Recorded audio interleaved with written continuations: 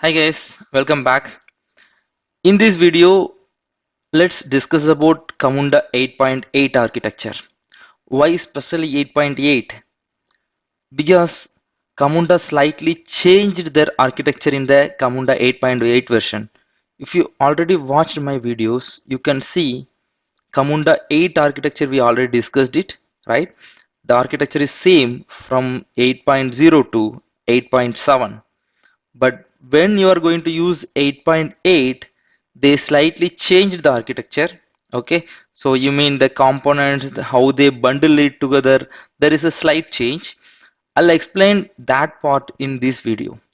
Okay, before moving into the architecture, I would like to tell you about the components. What are the components? They have it very quickly. In this slide you can see that there is a orchestration cluster, which means they are going to hold ZB, task list, operate, cluster identity. These are all the components bundled together, and that is called as an orchestration cluster.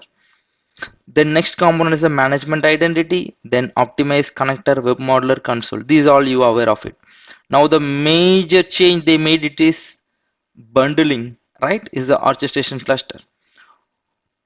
If you see here, earlier in until 8.7, different components, or I will say different images are available as a ZB gateway, task list, operate, right?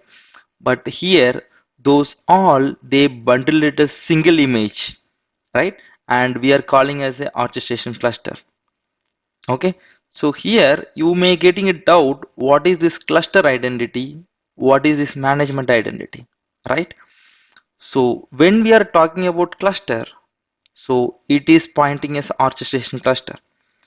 So Camunda defined orchestration cluster having the different authentication mechanism which they are going to use through cluster identity.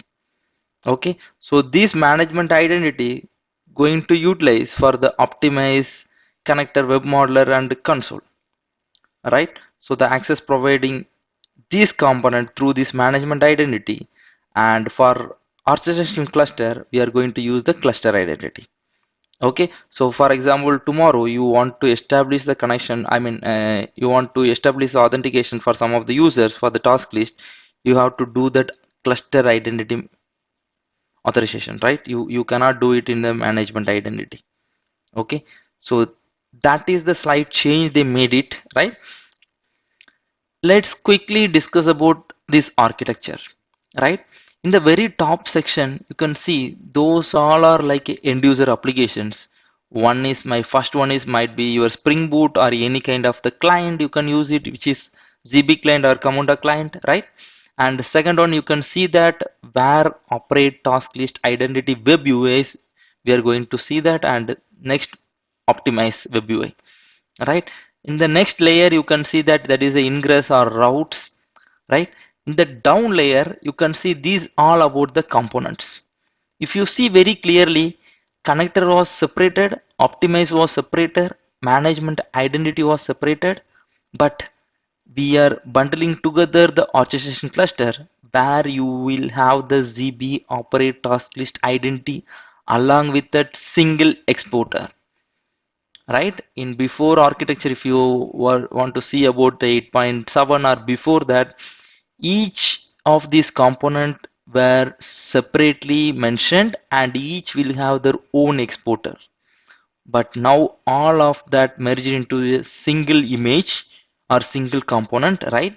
If you go and see about the images, these all component will have the one image which is Camunda, right? So where only the one exporter is there, which is Camunda exporter, which is taking responsibility of exporting all the data between the ZB operate task list indexes, right? Then in the very down layer, you know that there is the authentication mechanism if you want to use any kind of a OEDC system or anything, and there is a database which we are going to use as a Elasticsearch or OpenSearch, right? So these all about that architecture. If you mainly differentiate, if you want to mainly differentiate from the 8.7 or lower version with this one, it is the only one this orchestration cluster introduced here, right? Bundling multiple components into single component. That's it, Okay, and that authentication mechanism what you are going to use internally for all these components have the separate identity which is called cluster identity, and outside the identity we are calling as a management identity, which is taking care of all the outside component authorization and authentication. Okay, hope you understood about this 8.8 architecture. In further videos, I will explain about the few more concept which they are introduced in the 8.8, right? Might be in the diagram wise we can see that ADAXA process and all the stuff. Okay. As of now, I'm just ending up with this section. Thanks for watching. Have a good day. Bye.